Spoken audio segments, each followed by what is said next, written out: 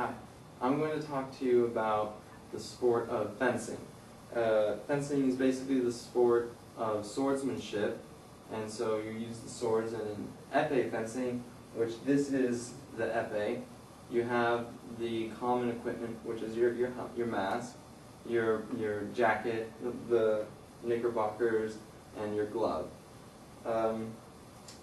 In fencing, in general, there are two major ways that are fundamental in moving around the strip. The first way is to do an advance, which you get in the en garde position, and then you just step forward like that. And to retreat, you step back like that. It's just simple, fundamental back and forth just to kind of gauge your distance with your opponent. And when you're attacking, most people, when they're fencing, they use what's called the lunge. The lunge is designed to cover a lot of ground and to be very fast and to surprise your opponent.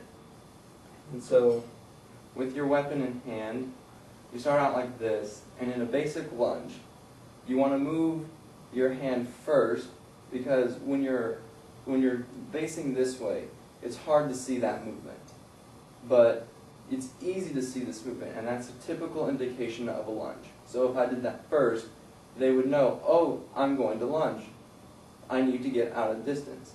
So you move that first, then you lunge, and you do it real fast. That way they have a lot less time to react to the movement.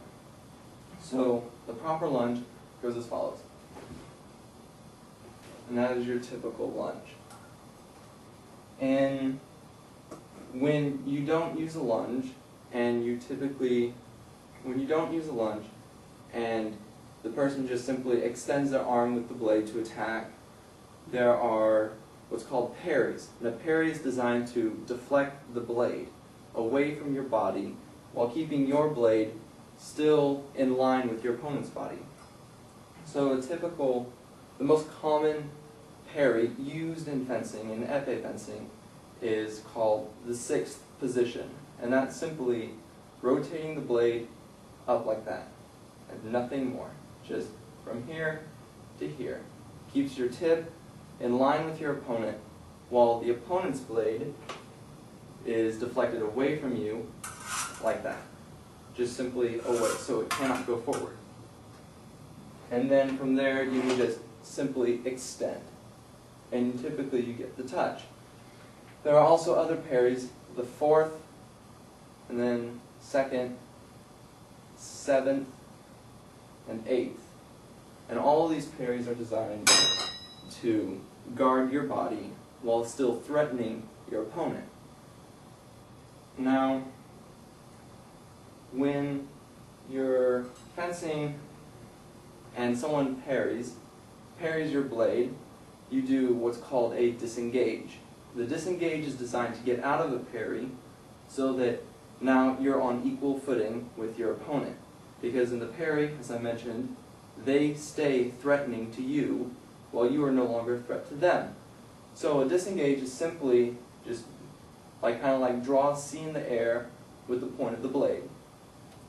So you're parried away, then you draw a C, and now you're back in position to threaten them. And typically, when you disengage, you directly want to go into a lunge. So you would extend, get parried, disengage, extend, and then lunge again. This way, they do not have time to gauge what your next reaction will be. Because if you simply just disengaged and stayed in position, then they would have time to read your body language, the position or movement of your feet or your hand to determine what else will occur or what else you're going to do. And that's typical fencing. That's typically what you would see in a typical fencing bout.